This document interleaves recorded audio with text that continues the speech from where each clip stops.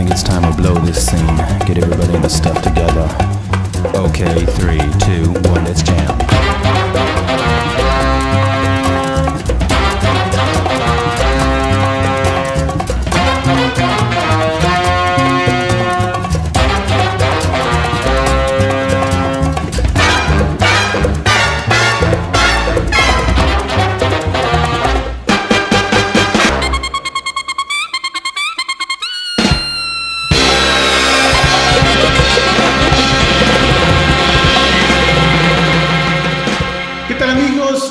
Documentos clasificados, una semana más, y tenemos un invitado de veras especial, que además es originario de América Latina, de Argentina, y bueno, no quiero dar más preámbulo porque nuestro compañero Jaime Carreño, que está ahí en Canadá, lo va a presentar. Adelante, Jaime.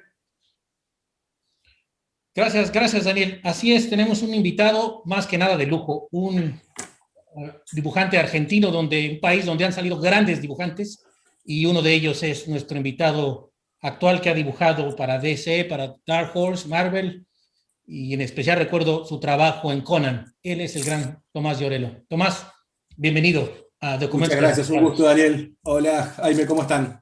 Bien, gracias. Qué bueno que estás con nosotros. Bueno, pues vamos a empezar directamente. La primera pregunta para ti es, ¿me podrías decir cómo iniciaste tu carrera como dibujante en los cómics? ¿En dónde fue tu primer trabajo profesional? Yo empiezo profesionalmente en el año 96, que fue también una suerte de viaje de prueba de fuego, como quien dice, y el primer trabajo que consigo es en una editorial que creo que existe hasta el día de hoy, que se llama SQP, que hacía una suerte de libros de temática erótica, y todos los dibujos eran a lápiz. En ese mismo viaje también consigo trabajar en publicidad para agencias de Nueva York y en Penthouse Comics, la difunta Penthouse Comics. Wow. En el año de 1996. Ahí empezaste. ¿Qué edad tenías en esa época, Tomás? Y en ese época tenía 22. Ah, muy bien. 22. Ok, Daniel. Y mi estimado Tomás, ¿cómo estás? ¿Qué tal, Daniel? ¿Cómo te va? ¿Estás en Argentina? ¿Ahorita vives en Argentina? Estoy, sí, en Buenos Aires. Buenos Aires. Fíjate, yo viéndote ahí tranquilamente en tu país de origen, con unos dibujitos atrás, con un Stormtrooper a tu brazo izquierdo, yo te preguntaría, ¿cómo fue que pudiste entrar a las grandes ligas de los cómics? Porque muchos jóvenes que nos están viendo en este momento, muchos chavitos, les gustan los cómics, les gusta el dibujo, les gustan las cosas, y luego dicen, híjole, a mí me gustaría dibujar un cómic, a mí me gustaría hacerlo. ¿Cómo fue tu proceso para llegar a estas grandes ligas? Y yo tengo un poco como de las dos generaciones, si se quiere. Yo cuando empecé como a trabajar, digamos, forzosamente tenía que ir a buscar el trabajo a Estados Unidos. Y todo este auge, digamos, de las convenciones, que hoy las hay a montones por todos lados, no era algo tan habitual. Había, por supuesto, pero no era el evento masivo que es hoy una convención. Entonces yo tenía que ir y pasarme 3 meses en Estados Unidos, puntualmente en Nueva York, y caminar, ir a entrevistas. Era algo bastante más caro de hacer y tedioso además, porque uno a lo mejor llegaba un 1 de enero y le daban una entrevista para un 30 de enero, tenía que estar 30 días viviendo, gastando plata, haciendo muestras sin saber nada, lleno de incertidumbre, digamos. Pero bueno, poco a poco, a fuerza de viajar, me fui haciendo algunos trabajos, pero realmente la gran diferencia la hizo empezar a ir a la Comic Con de San Diego, en el año 2001. Yo ya trabajaba para ese entonces, hacía rato, a lo mejor más esporádicamente en títulos importantes, pero bueno, por suerte tenía trabajo, pero el empezar a ir a convenciones y empezar a tratar de mostrar mi trabajo a la mayor cantidad de gente posible en las convenciones fue lo que particularmente funcionó para mí. Para mí San Diego fue el antes y el después. ¿Y cuál fue la llave? ¿Quién fue que dijo, este muchacho tiene talento? Fueron pasando cosas simultáneas. Por ejemplo, este primer editor, Sal Cuartucho, para el que yo trabajé mucho tiempo, es una persona que es una editorial, digamos que es un nicho más bien, Es una persona que hace ese trabajo hace ya más de 30 años. Entonces está muy conectado. Y en su momento me presentó gente de heavy metal, con la que yo trabajé también varios años, hice portadas, hice historias y demás. Todo eso antes del año 2001. Pero eso ya digamos que iba por un carril determinado. Antes del 2001 yo había preparado unas muestras para CrossGen, la difunta CrossGen. Ujú. Y entonces nada, bueno, fui presentando muestras donde había que ir puliéndolas en función de las cosas que decía el editor y demás. Entonces yo pensé justamente como aparentemente los feedback que yo tenía del editor eran cada vez mejores. Dije, bueno, esta última muestra la presento en la convención allá, donde ellos iban a presentar. Finalmente, todo esto era porque había una supuesta búsqueda de dibujantes. Finalmente, cuando llego allá, me entero que la búsqueda la habían cerrado, o sea, la habían suspendido. No es que habían elegido a alguien, sino que habían suspendido súbitamente, no sé por qué. Y yo particularmente estaba haciendo muestras para un personaje que se llamaba, para un título que se llamaba The Path, que creo que lo dibujaba, si no me equivoco, Bart Sears. Mm. Y me quiero acordar ahora el nombre de guionista que estoy quedando en falta y no me lo acuerdo. Pero bueno, ya me la voy a acordar. Y la cuestión es que el guionista también venía acompañando, digamos, de alguna forma las muestras porque quería saber justamente si iba a entrar en sociedad con un dibujante nuevo o no. Al enterarse de esto y de que yo venía desde la otra punta del continente y esto al final no estaba sucediendo, me dijo, no, esto es una injusticia, me parece mal, qué sé yo, mirá que te viniste de tan lejos. Y literalmente, prácticamente que me agarró de la mano y me llevó al stand de Dark Horse, y donde él también escribía series para Star Wars. Y empecé a trabajar en Star Wars. Al mes que conversé con el editor editor en jefe de Dark Horse, al mes empecé a trabajar para Star Wars. Así fue como arranqué, por así decirlo, en un trabajo regular de todos los meses durante años en Star Wars, en una editorial ya más conocida. De hecho, es curioso, hace no mucho entrevistamos a un dibujante, Paul Pelletier, que trabajó en CrossGen, precisamente. Y una de las cosas que nos dijo, Tomás, es que él aprendió mucho en esa editorial, por el poco tiempo que estuvo, pero que aprendió mucho que fue un poquito distinto a lo que él estaba acostumbrado en DC en ese momento. ¿Tú cómo te sentiste en Dark Horse, que es una editorial importante? Yo creo que de las primeras tres, digamos, junto con Image, tal vez, después de Marvel o DC Marvel. ¿Cómo te sentiste ahí en Dark Horse, especialmente en Star Wars? Y el choque en realidad con Dark Horse, el positivo, fue que yo en realidad venía de hacer trabajos que en realidad eran proyectos, no era un trabajo mensual. Entonces cambiaban violentamente los tiempos, porque yo, por ejemplo, las cosas que yo presentaba para Heavy Metal era, bueno, cuando vos lo terminás, cuando quiera terminarlo, me lo presentás y cuando a mí me quede cómodo publicarlo, lo publico. En cambio, el trabajo de Dark Horse era todos los meses 22 páginas y una portada todos los meses. Además, en un título como Star Wars, en donde nada, todo era un trabajo de referencia, todo había que estar permanentemente buscando información acerca de tanto los personajes como todo lo que aparece, las naves, las razas, los planetas, las facciones. Era complicadísimo, era divertido, por supuesto, digo, pero era un trabajo que yo siempre lo llamo arrítmico, porque por lo general cuando uno, ya, digamos, tiene un trabajo enfrente en el tablero, es como que, bueno, busca todas sus referencias y empieza a trabajar, y bueno, y en el día a día va resolviendo página a página las cosas que hay que hacer. El inconveniente que tiene Star Wars es que cada panel hay que parar, porque o hay un retrato de un actor, o hay que buscar referencias de un arma, o hay que buscar referencias de un uniforme, o de un planeta, o de una nave. Entonces es un trabajo que, si bien es muy divertido, está como muy, muy, muy documentado. Y es un poco a veces atenta contra el día a día, digamos, y el ritmo de trabajo que uno tiene. A veces, libertad, ¿no? O tu libertad artística, ¿o no? Un poco sí, pero bueno, por otro lado también está la realización, digamos, de hacer un título como Star Wars, del que creo que medio planeta es fanático, por no decir todo. Entonces tenía por un lado ese incentivo, decir qué divertido que dibujar esto, pero por otro lado, sí, un poco es complicado, sobre todo además, porque la particularidad que tenía mi caso es que yo tenía un estilo muy diferente antes de trabajar en Star Wars. El tema es que cuando yo entro en la editorial hago como una suerte como de sondeo, si se quiere, o de test de mercado, llamémosle, y yo veía que había, por supuesto mi intención era trabajar la mayor cantidad de tiempo posible ahí, pero lo que yo notaba es que era que los estilos a lo mejor, o más europeos, o no tan norteamericanos, o no tan optimistas incluso también, no duraban tanto, tenían una trilogía y después pasaban a otra cosa. Entonces tuve que modificar el estilo para tratar de optimizar un poco el mío hacia cierta dirección que yo veía que ellos tenían, lo cual obviamente me complicó. Y bueno, nada, tuve que aparecer, digamos, con un estilo distinto y desarrollarlo a lo largo del tiempo para poder conservar de alguna manera el trabajo y pertenecer al staff.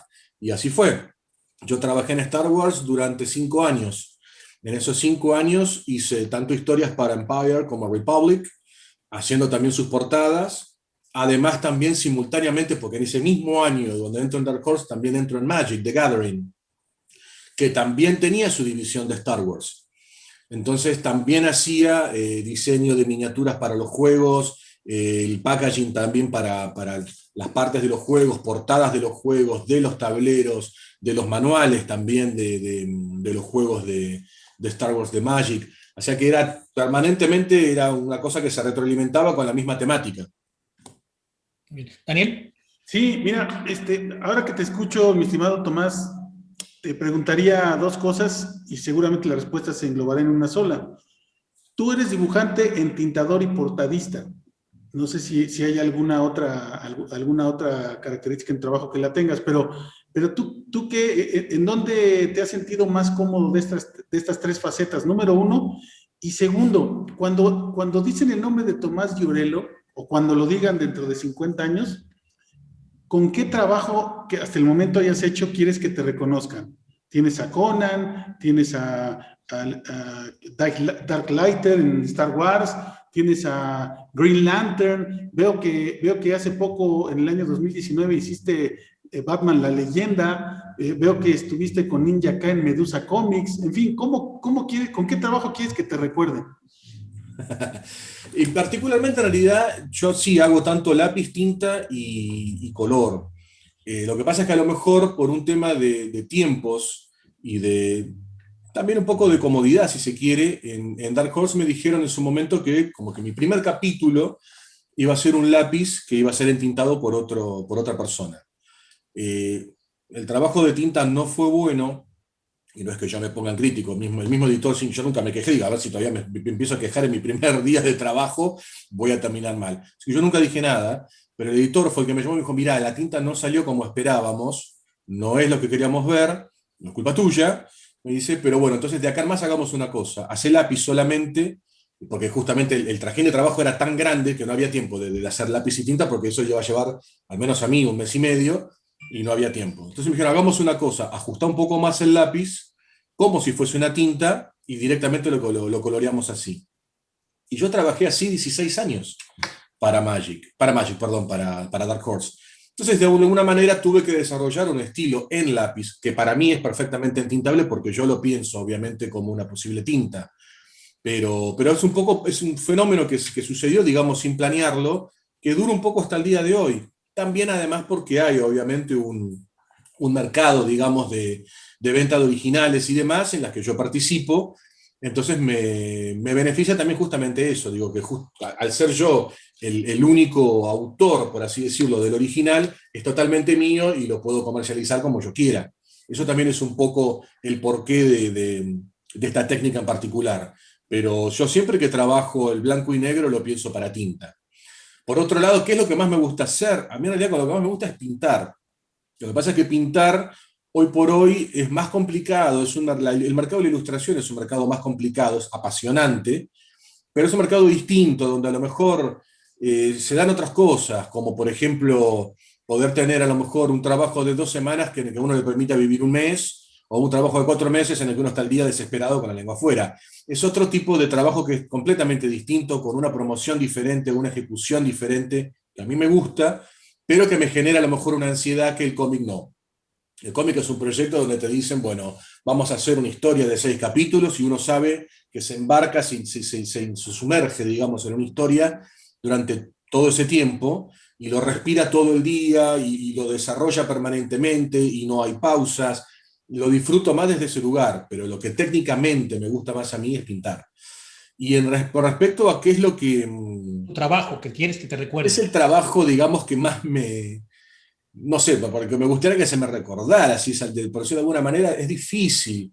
Yo considero de por sí un privilegio estar incluido de alguna forma en el segmento de dibujantes que han hecho Conan, porque de hecho fue mi fantasía de chico, yo tener 14 años escuchando música y recreando los estilos de los monstruos que dibujaban Conan en aquel entonces, a duras penas por supuesto en mi tablero, era algo que para mí lo recuerdo hasta el día de hoy con mucha nostalgia. Entonces el día que yo me encontré en esa situación de, bueno, esta vez soy yo el profesional que está proponiendo algo, para mí fue un viaje impresionante y hasta el día de hoy lo pienso y me emociona mucho. Además también porque yo me dediqué al título de Conan durante 8 años y durante ese transcurso me casé, tuve mis hijos, murió mi padre y todo eso se fue reflejado en el día a día, digamos, de esos 8 años. O sea que por un lado para mí el trabajo de Conan es inolvidable y además también porque me encanta el personaje, me gustó de chico y lo sigo descubriendo de grande permanentemente, lo reinvento permanentemente con cada comisión que se me pide que haga.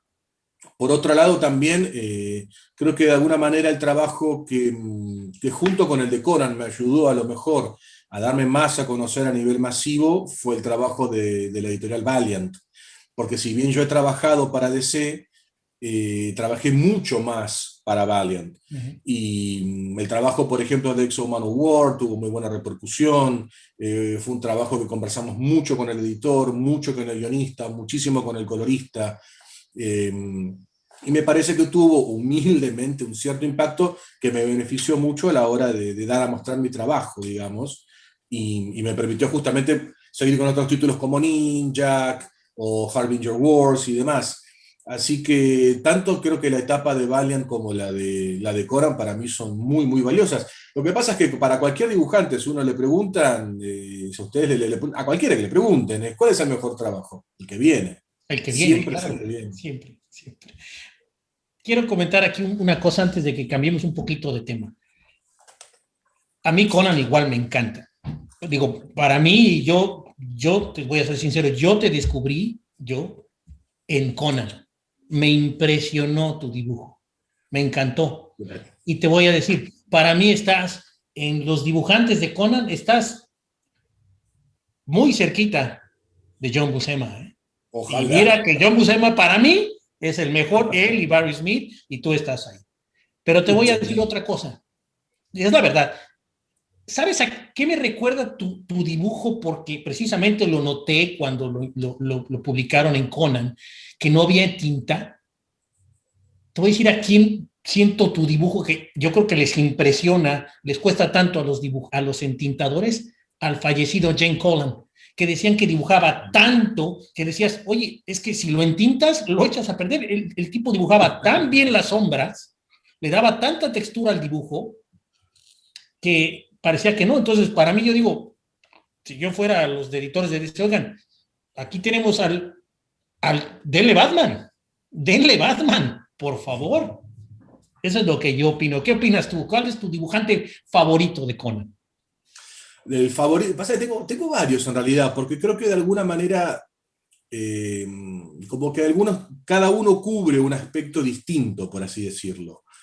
Buscema, por supuesto, para mí es el padre de Conan, es indudable. Pero, por ejemplo, Mark Schultz hace unas ilustraciones de Conan que no se pueden creer. La colaboración de Buscema con Alcalá, para mí es de lo más impresionante que he visto en Conan.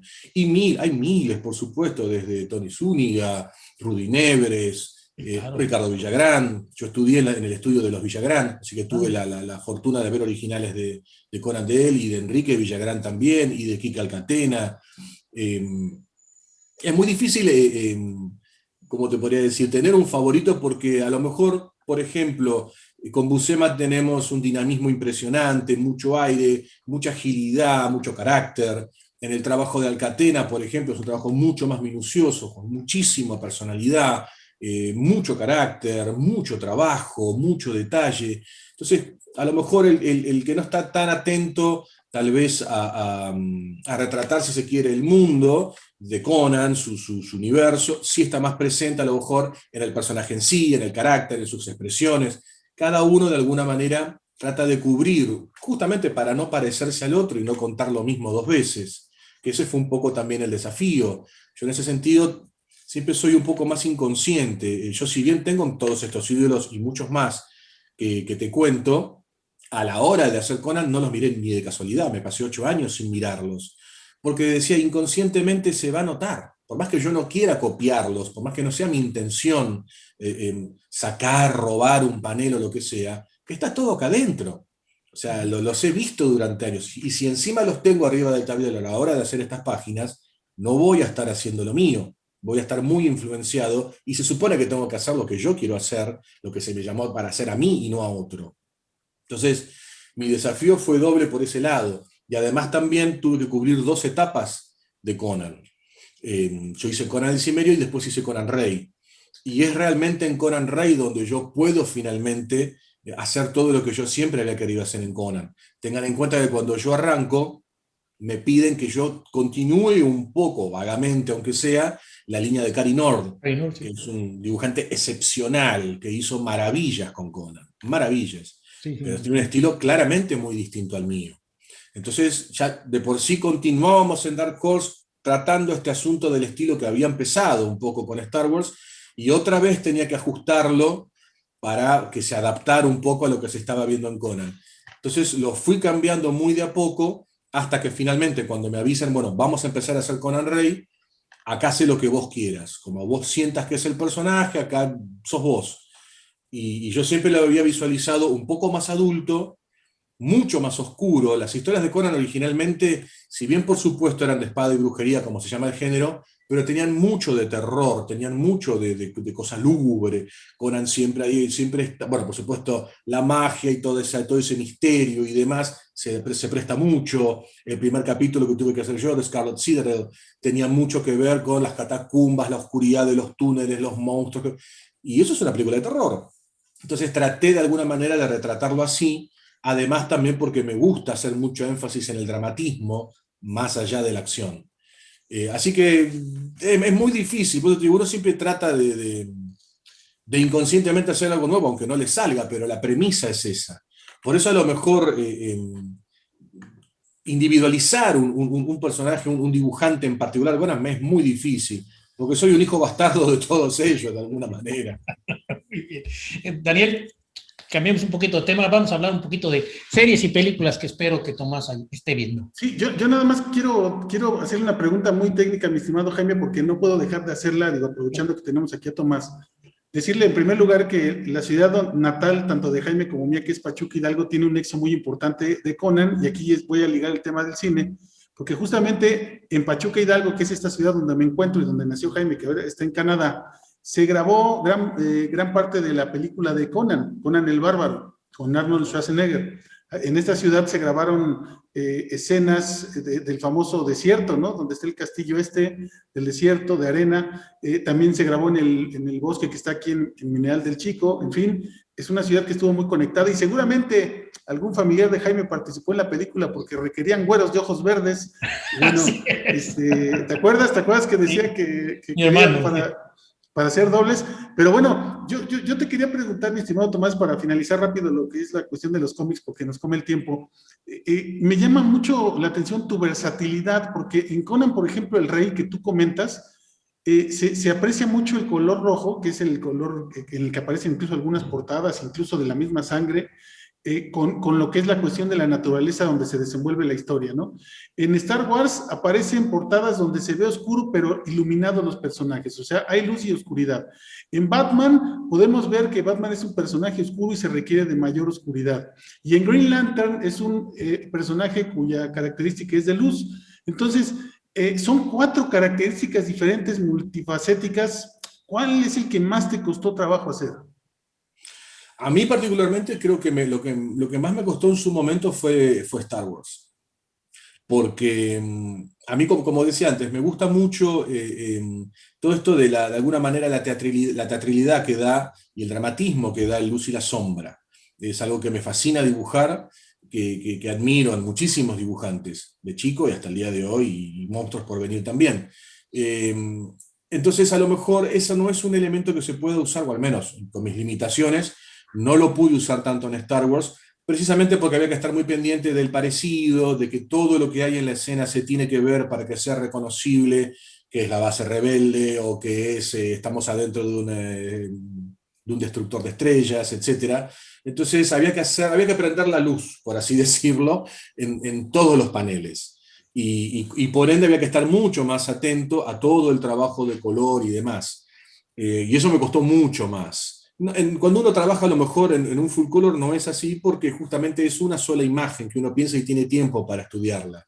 Pero cuando uno tiene que producir páginas a lo loco porque hay que llegar a una fecha de entrega y demás, no puede tal vez estar en todos esos detalles y además no se puede meter en el trabajo de colorista que es tan autónomo como el dibujante. Entonces, esa suerte de combinación de cosas me complicó bastante en lo personal, con mis limitaciones, en esa época y ahora, de Star Wars. En Linterna Verde, o en Conan, o en Valiant, etc., me resultó mucho, mucho más fácil, porque precisamente yo en Star Wars pertenecía a un equipo de dibujantes que se iban rotando en un mismo título. Entonces había que tener, cada uno con su estilo, pero un idioma en común. Entonces uno siempre estaba permanentemente viendo, bueno, ¿qué estamos haciendo todos? Mientras que cuando a mí se me llama para hacer Conan, o Batman, o Linterna Verde, se me está llamando a mí, entonces me piden lo que hago yo, y es un lugar mucho más cómodo.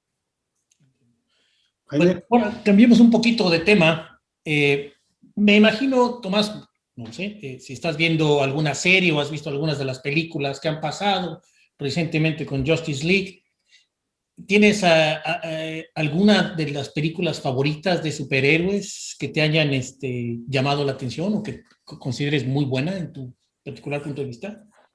A mí siempre me causa gracia porque yo siempre soy testigo, digamos, de los debates terribles de las películas de superhéroes donde uno se siente traicionado, el otro es un fanático, el otro dice que no respetaron el cómic y qué sé yo. Yo justamente, ¿cómo puedo decirlo? Yo me entrego totalmente a las películas, sea de superhéroe o de cualquier otro género. Pero específicamente las de superhéroes lo que me parece que tienen es que tienen cada película, tiene no menos de 30 años mínimo, mínimo, de historia hacia atrás, donde hay tanto terreno que cubrir, hecho por tanta cantidad de gente al mismo tiempo y durante años, que es muy difícil, claramente, hacer un retrato fiel y justamente conformar a la mayoría y a las minorías. Entonces, yo creo que disfruto de cada una por lo que es.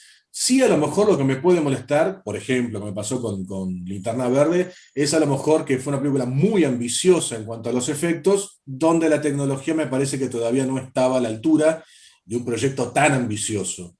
Pero salvo ese tema, o sea, salvo la realización en sí, a mí me han fascinado todas, me parece que es algo tan, tan difícil de cubrir de todo sentido, desde el punto de vista técnico, desde justamente resumir en 1 hora y media 70 años de Batman, no sé, ya no me acuerdo cuántos años tiene, que lo tomo como bien y cada director es una opinión, como cada dibujante lo hace en cada mes del título.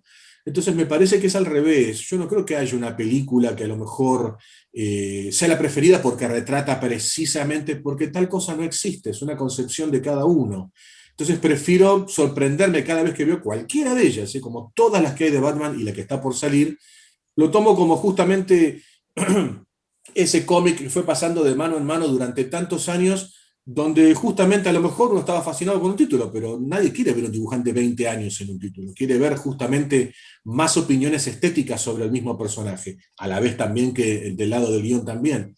Entonces, cada película de Batman, por ejemplo, me parece un tesoro en particular, salvo a lo mejor, bueno, sí, Batman 3, 4, que era Sí. una cosa muy amateur, una opinión muy de afuera de lo que era un cómic, muy atrasado en el tiempo, pero es un caso muy excepcional. Todo lo que se ha visto de Avengers, todas las películas de Capitán América, las de X-Men, yo me maravillo, a lo mejor será porque soy de otra generación, digo, y no estoy tan en el día a día, digamos, de lo tecnológico, pero Avengers Endgame me pareció una cosa impresionante de meter tanta cantidad de cosas, tantas historias simultáneas, tantos personajes en escena, es una cosa muy ambiciosa que recién ahora se puede lograr. Entonces me parece a lo mejor muy injusto estar muy al pie, digamos, de la crítica con algo que recién hace muy pocos años en la historia el cine es capaz de retratar. Me parece que es fantástico. Por cierto, ahorita que dijiste de Batman, hoy, hace 82 años, se publicó Detective Comics número 27. Hoy, precisamente. Hace 82 años. No creas que lo sabía, lo vi hoy publicado en un lado. Qué curioso. Daniel, Oye, pero fue hace unos días, fue hace unos días, fue el 30 de marzo. Hoy es 30 de marzo. Hoy es 30 de No, marzo. Jaime, ¿cómo crees? Hoy es otro día. Bueno, eso es cierto. Bueno, Daniel, pues nos queda poco tiempo. No sé, ¿quieres hacer alguna pregunta más? Sí, bueno, yo quería preguntarle al buen Tomás, porque estamos ya sobre el tiempo. Mi estimado Tomás, mi última pregunta sería, la verdad, ya escuché tu respuesta, que fue muy buena y además siento que muy ad hoc. Pero si a ti te dieran, si tú tuvieras que elegir una película para ver ahorita, una película de cómics, ¿cuál elegirías? ¿Cuál elegiría? Yo creo que alguna de las... No tengo una en particular que me guste de las tres, porque las tres me parecen muy bien logradas. Cualquiera de Christopher Nolan de Batman. Muy buenas. Me parece que justamente es una de las... Indistintamente, por supuesto, de toda la envergadura de una película, ¿no? Pero me parece que es una opinión muy fuerte, después de mucho tiempo, digamos, de ver distintas variantes del personaje. Me pareció una película bastante inteligente, tratando de traer lo más posible, que eso es lo que a mí me interesa hacer cuando dibujo. Yo trato de traer una temática ficticia lo más posible, teniendo en cuenta el género, a la realidad, tratando de que justamente los personajes se vean, se sientan creíbles, más allá de la acción y de todas las cosas fantásticas que hacen. Me preocupa mucho el hecho de tratar de humanizarlo en el dibujo. Y me parece a mí que la propuesta de Christopher Nolan con Batman es para mí la que tanto estéticamente como en el guión nos trae a tierra lo que es excepcional de la mejor manera posible, en mi humilde opinión. Muy bien, Daniel. Tu última pregunta, Jaime. No, pues quisiera yo nada más que nada agradecerte, Tomás, sinceramente. Y bueno, ojalá en un futuro pues vamos a volver a platicar y conversar contigo. Y pues esperamos tu próximo trabajo. ¿Ok? Gracias. Muchas No te me gracias, vayas, Tomás. no te me vayas todavía. Y yo Tomás, le te recuerdo a quiero todos pedir, nuestros por favor. amigos que nos puede sintonizar en Elo Station, sábados y domingos, a eso de las 12 del día aproximadamente. También puede escucharnos en Spotify y, por supuesto, en Facebook, aquí en nuestra página de Documentos Clasificados, y en YouTube también se transmite este video en la página de Documentos Clasificados. Así que le agradecemos a Tomás Llorelo, un invitado de verdad de lujo, un orgullo para Latinoamérica, y se encontró el día de hoy en los Documentos Clasificados. Gracias nuevamente, Tomás. Gracias a ustedes, muchas gracias. Muchas Muchas gracias, gracias. Jaime.